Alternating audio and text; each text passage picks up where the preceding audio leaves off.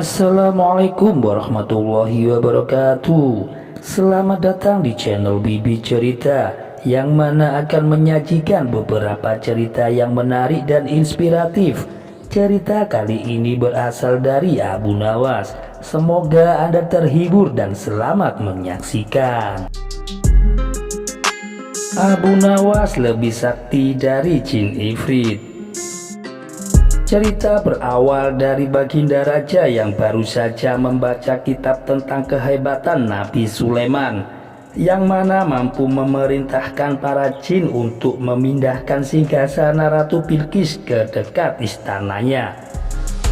Baginda Raja membaca surat Al-An'am ayat 39 sampai 40, yang mana artinya jin ifrit berkata, "Akulah yang akan membawanya kepadamu sebelum engkau berdiri dari tempat dudukmu.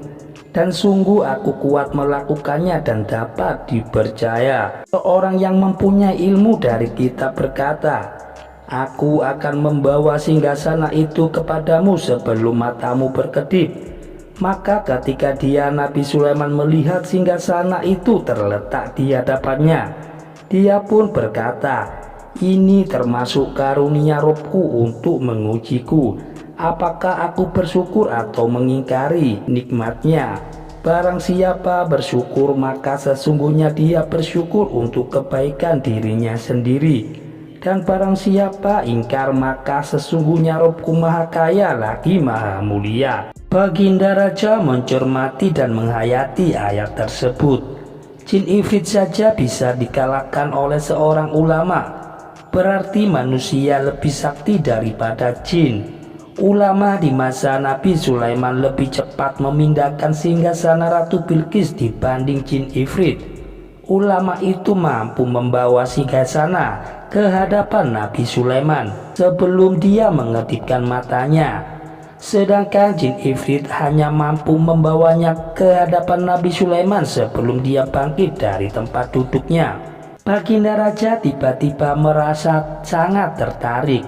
Hatinya mulai tergelitik untuk melakukan hal yang sama. Mendadak beliau ingin istananya ini dipindahkan ke atas gunung agar lebih leluasa menikmati pemandangan yang ada di sekitar. Bukankah hal itu tidak mustahil bisa dilakukan?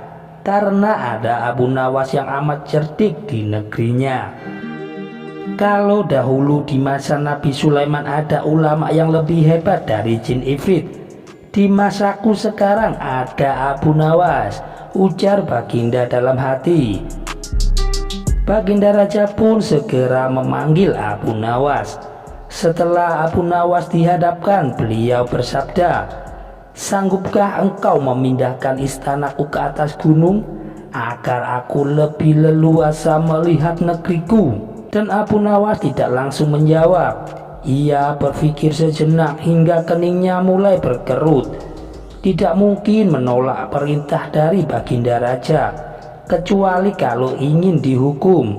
Akhirnya Abu Nawas terpaksa menyanggupi proyek raksasa itu, proyek yang mustahil. Ada satu lagi permintaan dari Baginda Raja. Pekerjaan itu harus selesai hanya dalam waktu jangka 1 bulan saja. Karena kemampuanmu belum teruji, maka kamu punya waktu sebulan untuk melakukan permintaanku ini, ujar dari Baginda Raja.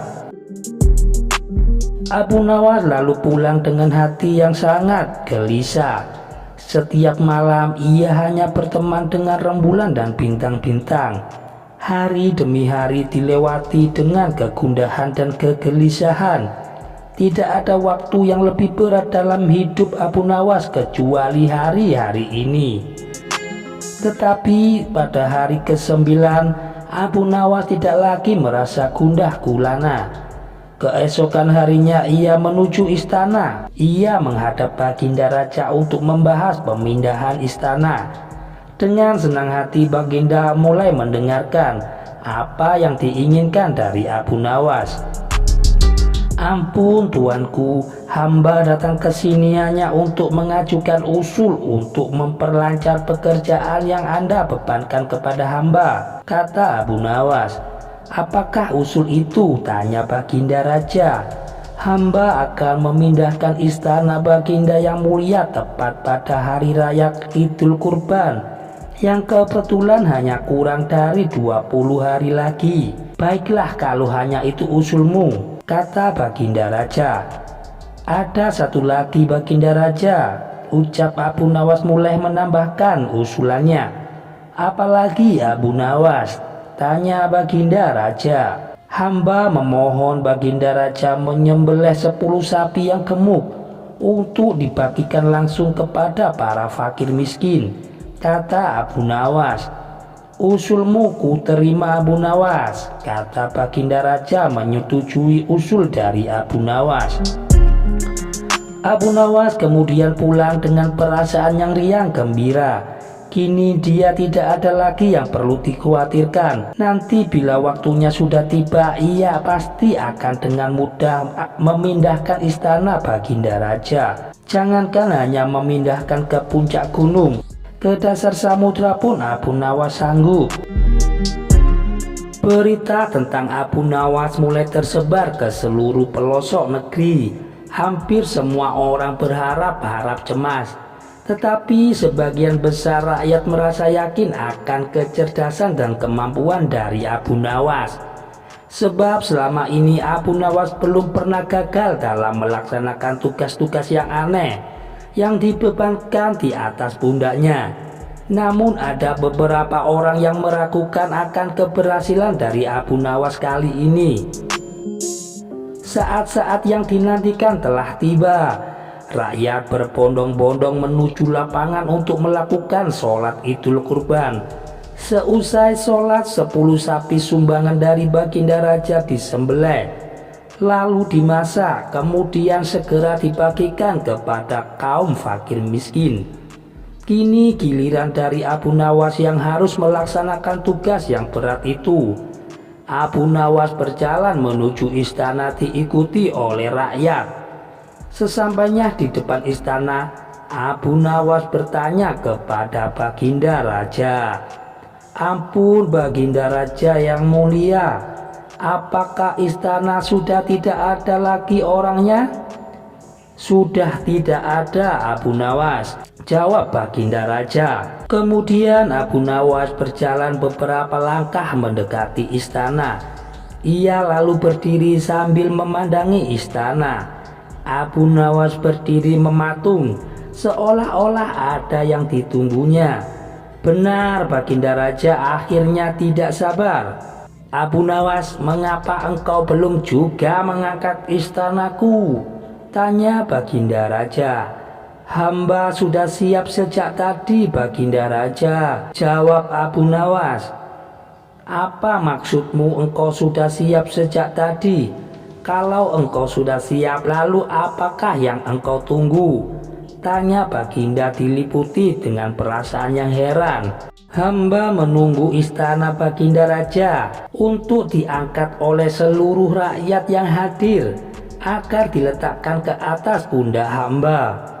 Setelah itu hamba tentu akan memindahkan istana Baginda Raja yang mulia ke atas gunung sesuai dengan perintah dari yang mulia.